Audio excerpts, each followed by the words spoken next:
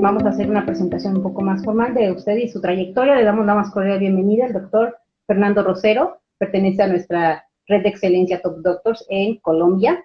El doctor Rosero es especialista en salud sexual, experto en disfunción eréctil y eyaculación precoz, en dispaurenia, y está relacionado con todo el estudio del dolor en las relaciones sexuales. Ha estudiado en el Instituto Iberoamericano de Sexología, donde es cofundador, ¿verdad, doctor? Y actualmente nos brinda atención en la Clínica Marley en Bogotá. ¿Estoy correcta? De acuerdo, tal cual, sí señora, así es. Muy bien, doctor. Pues ahora tenemos un tema súper interesante, doctor, que es sobre las disfunciones sexuales y que no son tan comunes o que no hablamos, ¿no? Del tema, sobre todo en mujeres y en hombres. Entonces, ¿qué podemos hablar primero, doctor? ¿Cómo podemos entender qué es una disfunción sexual?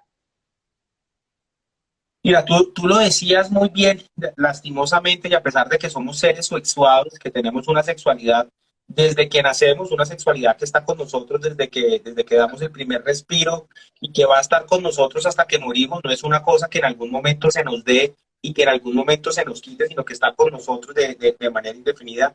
Lastimosamente hemos crecido y en eso tenemos que ver, creo que la sociedad y los mismos médicos en no normalizar el tema. Durante mucho tiempo el tema de la sexualidad fue un tema que estuvo como oculto, como que estaba mal hablar del tema, como que los pacientes no preguntaban y por otro lado como que los médicos no deberíamos preguntar frente al tema porque definitivamente no estaba bien. Error que durante muchísimo tiempo se mantuvo.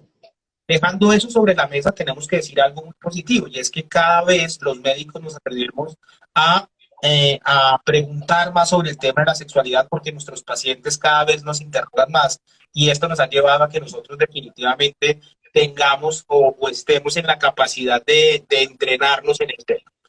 En términos generales, cuando nosotros hablamos de dificultades o disfunciones sexuales, estamos hablando de todas esas problemáticas, de todos esos problemas, de un malestar que existe en hombres y en mujeres por no poder tener una relación sexual de manera satisfactoria.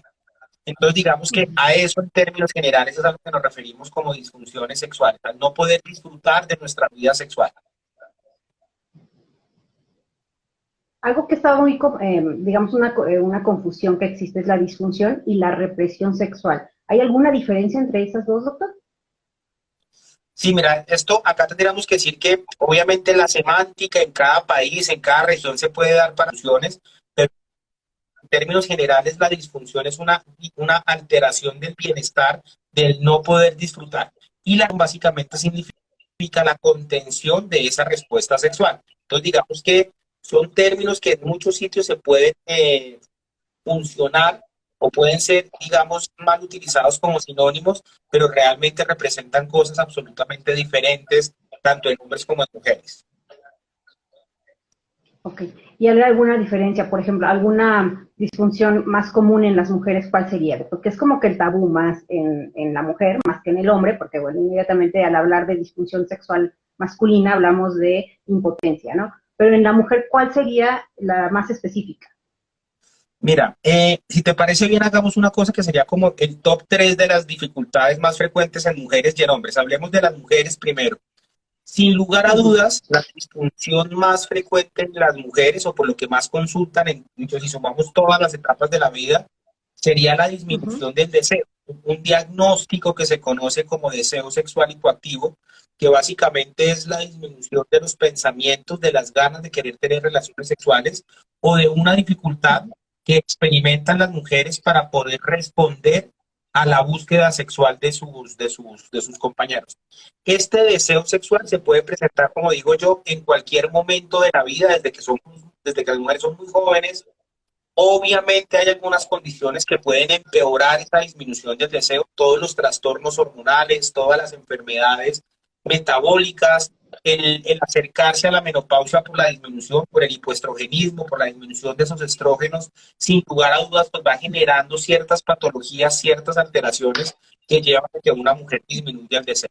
Y esa tal vez sería la primera.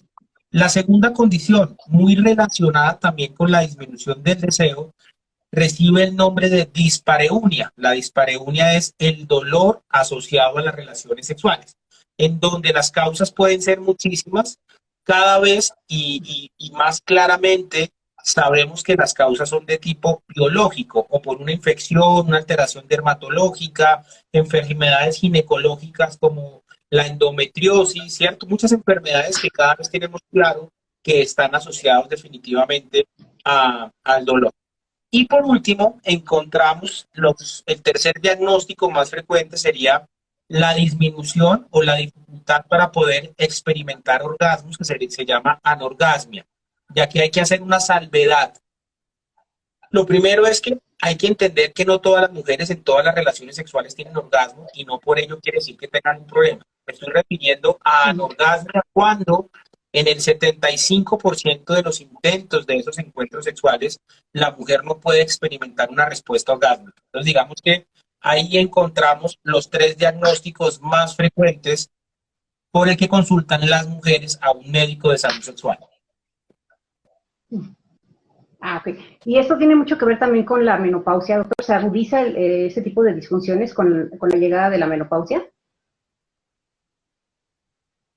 Te entendí, creo que te entendí la pregunta, que si la menopausia incrementa estas disfunciones, ¿sí? Sí, digamos, se Ok. agudiza el problema a la llegada de la menopausia.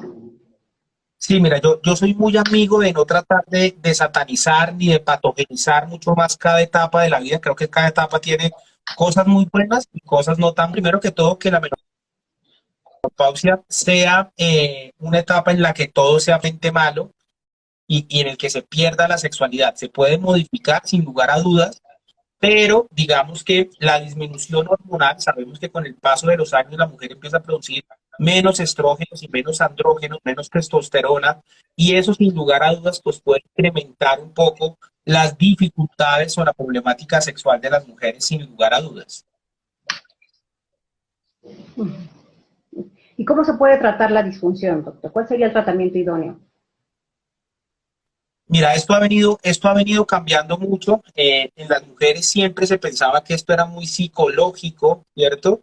Pero cada vez nos damos cuenta que hay un fondo, digámoslo, médico. Entonces, voy a tratar de simplificar porque no es tan fácil hacerlo. Si yo tengo una causa, por ejemplo, supongamos una disminución de la, por decir algún ejemplo, pues el tratamiento médico va enfocado principalmente a llevar esos niveles de testosterona a unos niveles que podríamos decir que estuvieran dentro de un valor de referencia para la edad, ¿cierto?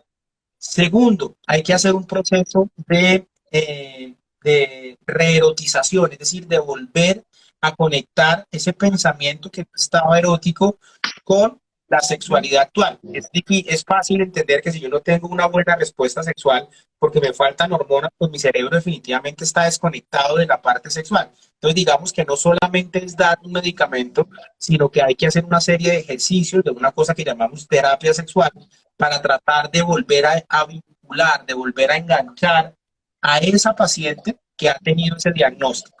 Y yo creo que un pilar fundamental también hoy en día dentro de la terapia es vincular a las parejas de esas mujeres que están presentando alguna disfunción. Acordémonos que las disfunciones sexuales no solo tienen un impacto muy grande en la mujer o en el hombre que las está presentando, sino también en sus parejas que tienen una vivencia negativa en la sexualidad. Entonces, cuando podemos incorporarlos también dentro del tratamiento, es quizás cuando mejor resultado vemos en los tratamientos que nosotros adelantamos, en los tratamientos que hacemos. Ok, doctor. Nos preguntan por acá, si mi novia sufre de vaginismo, ¿qué podemos hacer para tener unas relaciones sexuales placenteras? Con el vaginismo hay varios temas que creo que son importantes mencionar. Primero, el vaginismo es una patología que está asociada, que hace parte de la dispareunia, es decir, del dolor asociado a las relaciones sexuales, en el que básicamente el síntoma principal es un espasmo involuntario de la vagina, es decir, la vagina se contrae involuntariamente, imposibilitando cualquier tipo de penetración, no solamente la penetración coital con el pene, sino la penetración con un dedo. Son pacientes que típicamente tienen dificultades, por ejemplo, para hacer las citologías, son pacientes que no se les puede hacer, por ejemplo, una ecografía transvaginal, ¿cierto? Entonces, teniendo ese diagnóstico, uno aquí tendría que mirar varias cosas. A pesar de que la mayoría de veces la causa es una causa psicológica muy asociada a la mala educación sexual que han tenido las pacientes o educación sexual restrictiva, en el que se les dice que el sexo es malo, que tiene que tener cuidado con las parejas porque todas quieren solamente sexo, que no tiene que dejarse llevar por el placer. Entonces, esa serie de pensamientos y de restricciones, sin lugar a dudas, van haciendo un bloqueo en el pensamiento. Digamos que en el grupo grande de mujeres encontramos eso. Hay otro grupo que pueden ser médicas por dolores, ¿cierto? Que se agudizan. Miramos un poco los tratamientos. Uno podría pensar que el tratamiento es exclusivamente psicológico, pero realmente el tratamiento hoy en día de elección es un tratamiento médico en el que utilizamos unos dilatadores. Aquí esto obviamente por praxis, por práctica médica, los psicólogos no pueden utilizar dilatadores, los médicos sí podemos valernos de los dilatadores porque es un procedimiento médico. Entonces digamos que utilizamos los dilatadores, vamos haciendo una cosa que se llama desensibilización progresiva y tal vez es el mejor resultado. Es de las enfermedades o de las patologías que mejor resultado tiene y que mejor respuesta tiene. Entonces digamos que hoy se puede manejar.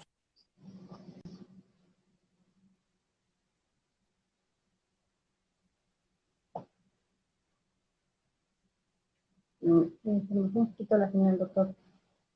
Aquí te estoy escuchando, yo te estoy escuchando.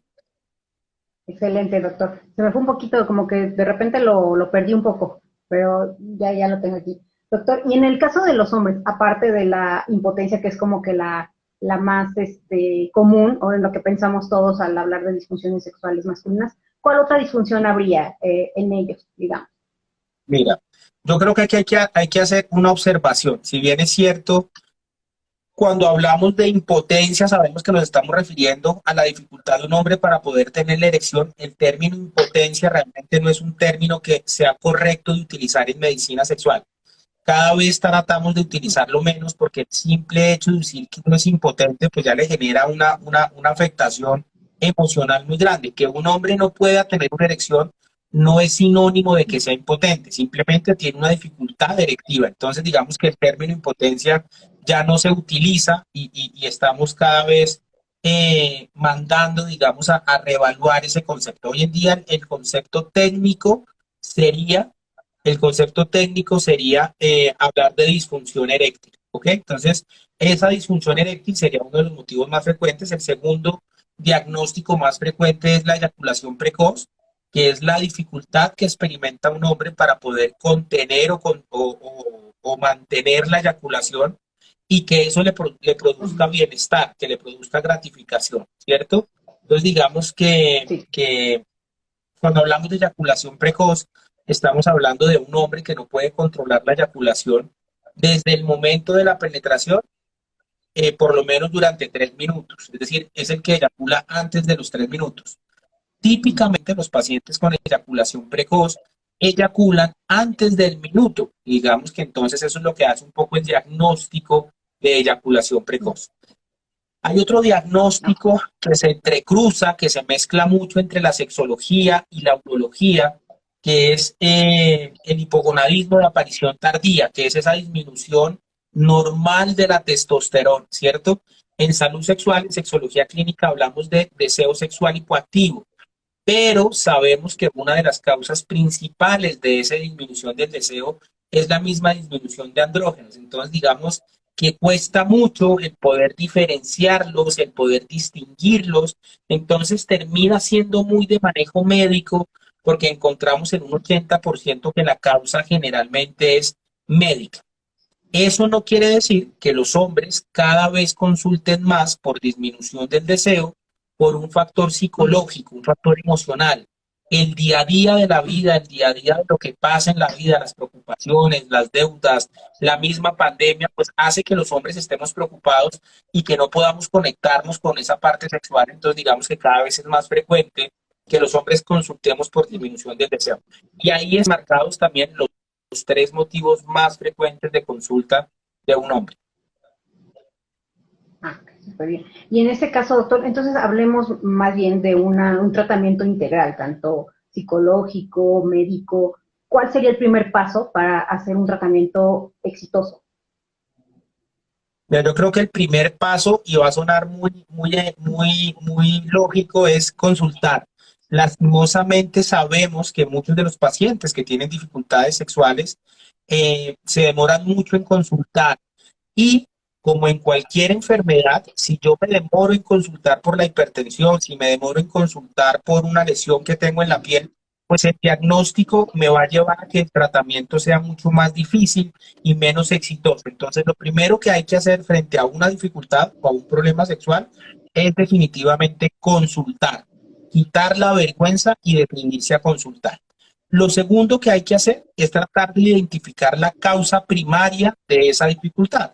Si bien es cierto, los factores físicos y psicológicos se entrelazan, ¿cierto? Se mezclan. Es muy poco probable encontrar a alguien que no se vea afectado emocionalmente con una disfunción sexual o alguien que emocionalmente no se vea afectado biológicamente por una disfunción, lo que se conoce como disfunciones mixtas, ¿cierto? Entonces, más allá de saber que eso es lo más frecuente, realmente lo que tenemos que hacer es ir a buscar la causa real de la disfunción, es decir, ¿cuál es la problemática? ¿Esto es biológico, físico o es más psicológico y me llevó al otro? ¿Por qué? Porque si no tenemos claro ese primer tratamiento, pues muy seguramente ese paciente no va a evolucionar, no va a haber mejoría prontamente. Lo tercero que hay que hacer, sin lugar a dudas, es tratar de establecer el medicamento más eficaz y con menos efectos adversos para esa persona. Muchas veces nosotros por querer quedar bien le damos un tratamiento muy eficaz pero con muchos efectos adversos. Entonces hay que dar todo en la justa medida de saber cuál es el medicamento. Y por último, creo que hay que hacer, como decía yo, vinculación de la pareja. Creo que los tratamientos se vuelven exitosos en la medida en la que nosotros involucramos a la pareja. Eso no quiere decir que si la pareja no va o el paciente no tiene pareja no se puede hacer tratamiento. No, estoy diciendo que es más exitoso si logramos vincular a la pareja, ¿ok? Y lo otro, para finalizar, hacer un seguimiento, estar controlando pues periódicamente que ese paciente haya resuelto su problemática o su dificultad. Okay. ¿Y qué pasa, doctor, cuando, ahorita mencionaba usted vincular a la pareja, ¿qué pasa cuando esa pareja no quiere, cuando dice o erróneamente piensa, no, no es mi culpa, yo puedo satisfacer a mi pareja y demás, y no quiere hacer como seguimiento? ¿Qué se recomienda entonces para la persona que está sufriendo esta disfunción? Mira, hoy en día los médicos que nos dedicamos al tema de salud sexual sabemos que podemos hacer atención solamente con el paciente. Sin embargo, este grupo específico de parejas reciben el nombre de parejas saboteadoras, es decir, son parejas que realmente no están por el tratamiento. Yo creo que lo que hay que hacer primero que todo es invitarla a la consulta, dejar cosas claras a través del paciente, decirle que es un problema que tiene una implicancia para los dos, ¿cierto? Y tratar de invitarla a la consulta. También es cierto que hay personas que son absolutamente tímidas y tenemos que respetar esa timidez y no tenemos que pasar por encima de ellos. Entonces es válido tener en cuenta eso, es que no quiere o es que por su personalidad le cuesta, porque eso hace diferente el tratamiento, ¿cierto?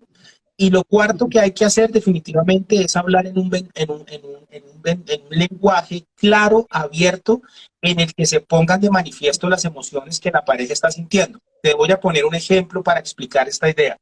En los pacientes con disfunción eréctil es muy típico, es muy frecuente que la pareja de ese hombre que no puede tener erección piense que ya no le gusta o que es que tiene otra pareja o es que cambió su orientación sexual. Entonces, cuando las invitamos a la consulta, les explicamos que eso es lo normal que las parejas piensen, ellas se sienten vinculadas y dicen, oiga, me están entendiendo, o sea, están poniéndose en mi lugar.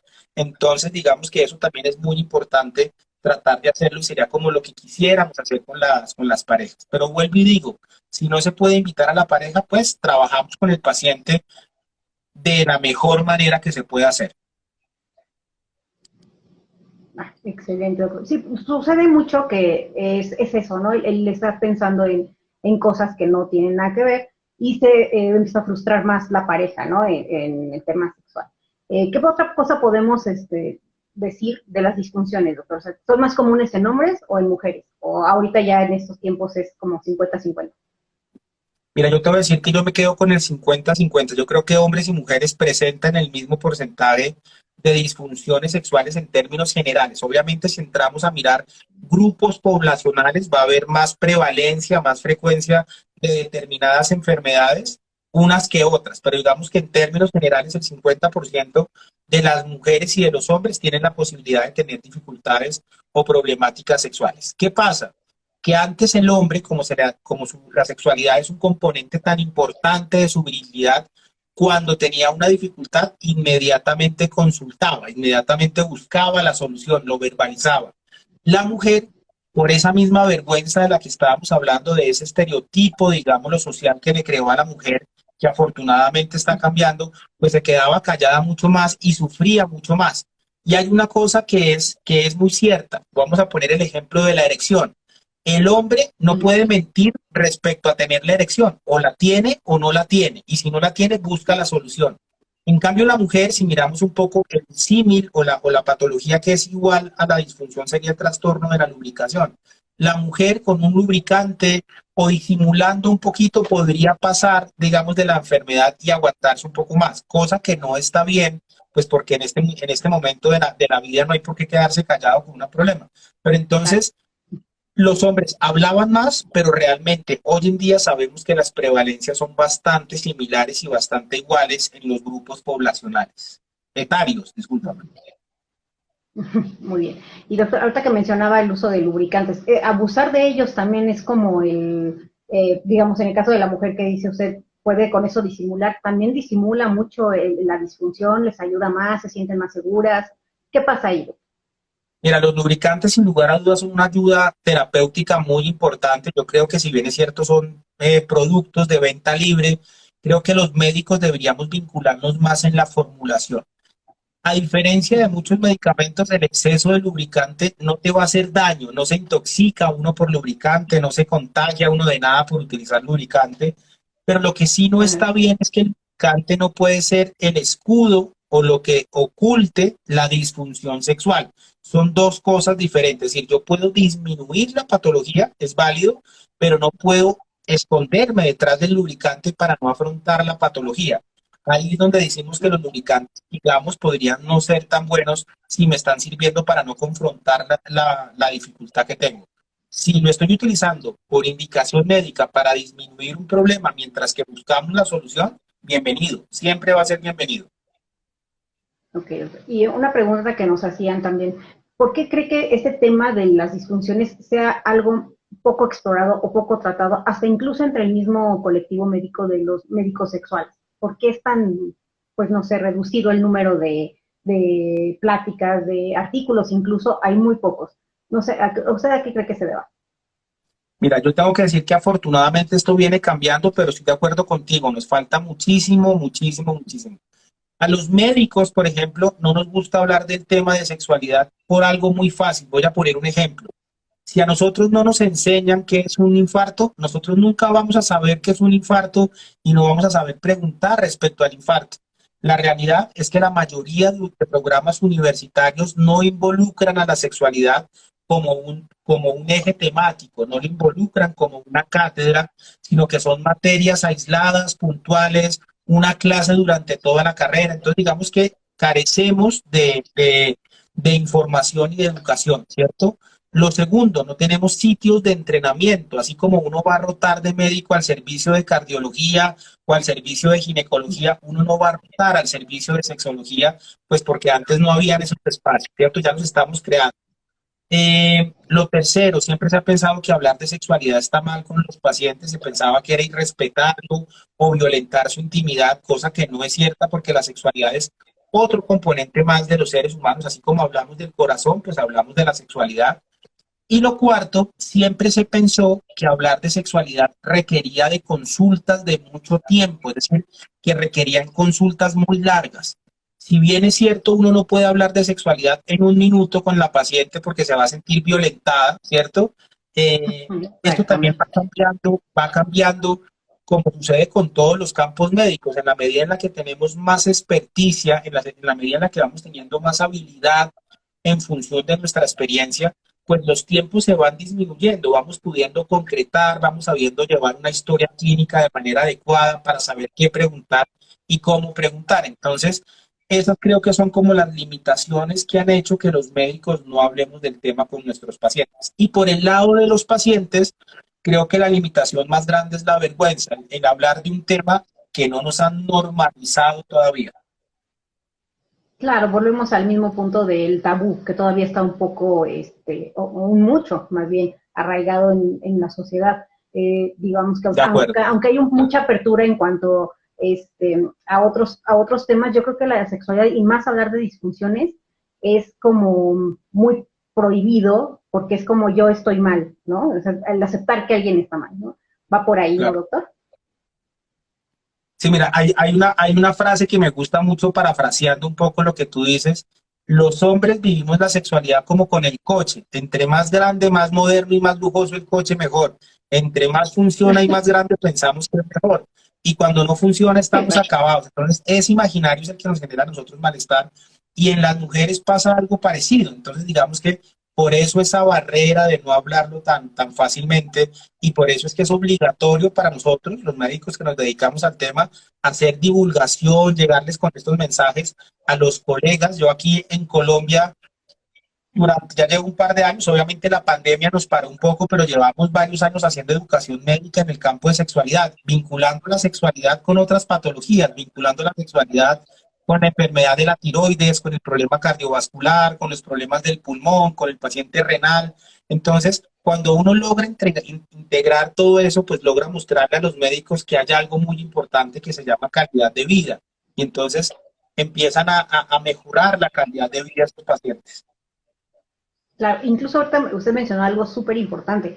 Muchas veces la sexualidad se ve afectada por otros padecimientos, incluso pueden ser el inicio o de alguna otra, por ejemplo, no sé, esclerosis múltiple, alguna enfermedad cardíaca, bien lo menciona, y a raíz de ahí se empiezan a buscar especialistas en sexualidad. ¿Qué nos diría, digamos, en este panorama, en este contexto, doctor, qué nos diría o qué nos recomendaría a todas las personas que nos están viendo para que se acerquen a un especialista en sexualidad? ¿Cuál sería como el Mira, yo creo principal que detonante para que nosotros vayamos a consultar?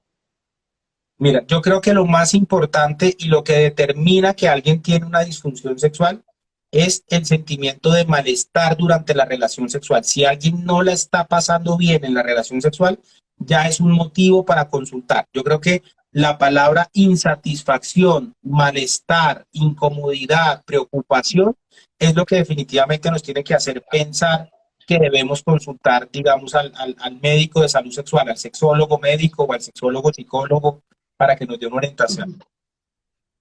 Excelente, doctor. Muchísimas gracias de verdad por este tema. Está súper interesante, de verdad. Tenemos muy poco temas, le decía yo, artículos para hablar de él. De verdad, muchísimas gracias, doctor Rosero. Nos ha encantado que esté con nosotros esta noche. No sé, ¿algo más que quiera agregar del tema, doctor? Nada, a ustedes darle las gracias, a las personas que nos vieron, nada, decirles que muchísimas gracias por estar ahí atentos a esta transmisión, mandarles un mensaje y nada, decir lo que estamos diciendo últimamente, hay que seguir dando para ver si salimos de esta pandemia y volvemos a tener una sexualidad absolutamente satisfactoria.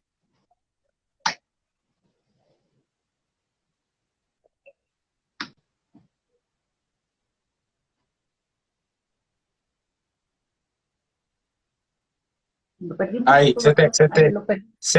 se te fue el internet, Sí, lo perdí un pero bueno, poquito, doctor. ya me despedí. Sí.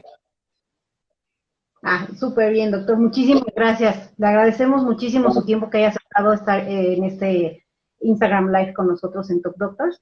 A todos los que nos están viendo, por favor consulten la página www.topdoctors.com.co, donde está el doctor Rosero.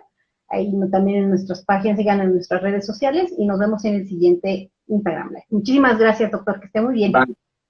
Un abrazo, que estén bien. Que esté muy bien.